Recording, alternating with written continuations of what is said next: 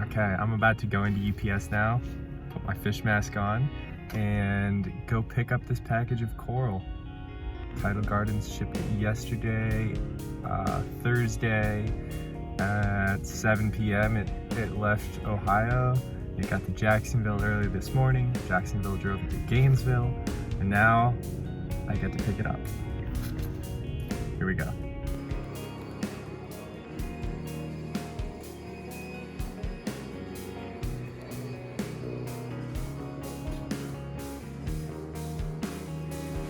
Welcome guys. We are going to be opening this 50 coral mega pack from Tidal Gardens today. This is the first order that I have gotten from Tidal Gardens. I've been watching them for years now, and I'm super excited to finally get a package from them. So let's go ahead and open this baby.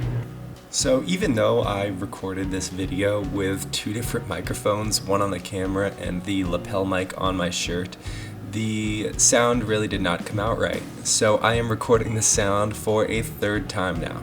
Let me give you guys an overview of what this tank is. It is a 22-gallon rimless deep blue all-in-one tank. There is a 130-gallon per hour pump that is the flow in this tank. And there's just a simple overflow box on the right side of it you'll see, and that is where the pump is. Now, instead of using the T5 lights like you see here, I actually ended up using LEDs, and that was just because the spectrum that the T5s were putting off was not ideal for filming. So later on in the video, when you see the corals, those are actually done with a 32-inch black box 300-watt LED. This tank is going to serve as a quarantine and viewing tank just for the next couple weeks before I distribute these corals. This is turning into a pretty serious unboxing at this point. A lot of the times they tape these coolers closed, and so it pretty much has to be removed from all the cardboard before you can cut it open. One more note on this tank, the water is at 1.025 and the temperature's at 75. Let's go ahead and get this box cut open.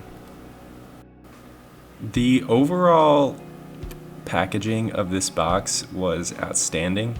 There was no way that the corals could move. There were 2 heat packs which were unnecessary, but they were there. And it came with a coral magazine and some other swag. Here is a shot of the corals in the box. I can lean them over without dropping them. Each coral is suspended in a piece of styrofoam inside of a pea cup, inside of a sealed poly bag. These babies are not going anywhere. While a few of the corals did actually fall out of their styrofoam, none of them were injured because they had fallen out of the foam. It's really more of an added feature.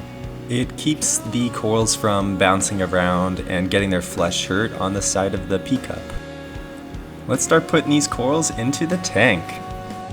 These cups were actually a little bit harder to open than I expected, just getting the plastic off of them and getting them open. It would not have been a problem if there was only a few of them, but it did take me about an hour to unpack all of these and get them into the tank. There were a few that were fallen out of their styrofoam, and we did have about 1.5 corals that were DOA. It was 2 of the SPS. Overall, though, the corals were packaged just about as well as they could have been. The temperature differences between Ohio and North Florida right now, I'm sure, are pretty big, so it's always possible that the temperature can change too much. Now, it's time to get serious. When I'm touching this many corals, especially pallies and zoanthids, I always wear gloves. These Atlas gloves are great for protecting your hands from all manner of corals and mean fish. Palythoa and zoanthids specifically, though, sometimes have a toxin in them called palytoxin. And palytoxin is a neurotoxin that is very damaging if you ingest it, whether by breathing in the vapor or somehow eating it, or even just getting it splashed into your eyes and mouth. I do recommend wearing goggles if you are working with or cutting Palythoa and zoanthid corals. Before I took all of these out and placed them in the tank, I just checked all of the names, kind of wanted to look at which ones I got duplicates of, and I would say that there were duplicates of about 10 of the corals, and all of the others were individually different.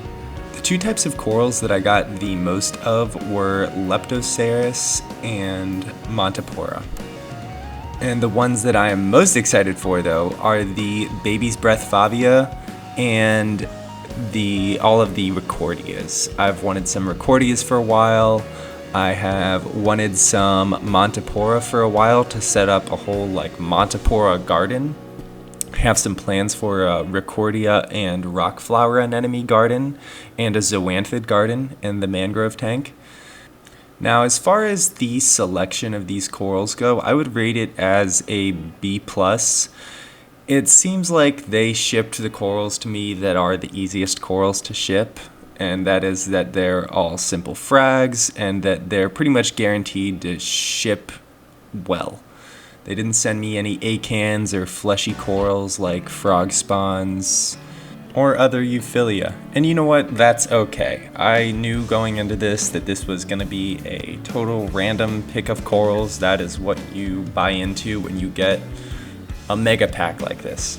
And one of the benefits from purchasing from an aquaculture facility like Tidal Gardens is that none of these corals have actually been in the ocean in recent generations. So they are much more hardy to aquarium conditions versus, say, maricultured or wild caught corals.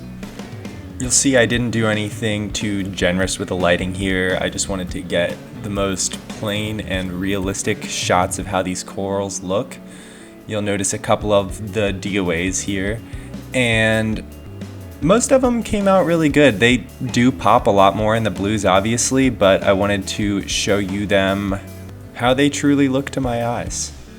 The next step is going to be Bayer dipping this tank. I'm going to Coral RX dip it. A lot of these corals you'll see have a tiny bit of algae on the plug. I'll remove them from the plug and re-glue them onto new plugs, trying to get rid of any algae or little bugs that might be hiding underneath.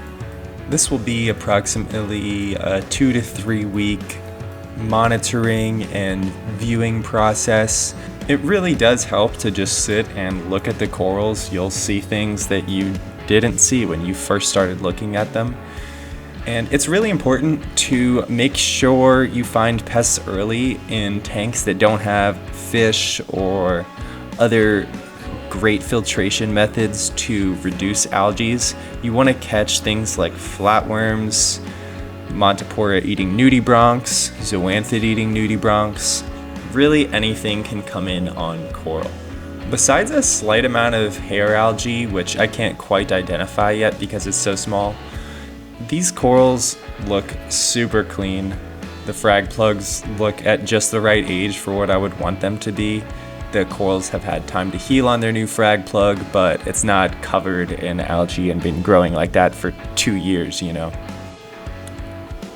About half of these corals are going to end up in a customer's 300-gallon reef tank. It is just begging to be filled with coral at this point, cooking for the last 3 or 4 months. The rest of these corals will be distributed around to all of our tanks at the warehouse. Go ahead and hit the like button if you enjoyed this video, subscribe, hit the bell, leave me a comment on what you thought. I am continually trying to improve my video editing, audio skills, so thank you for coming on this journey with me. We'll be back soon with some tank build updates.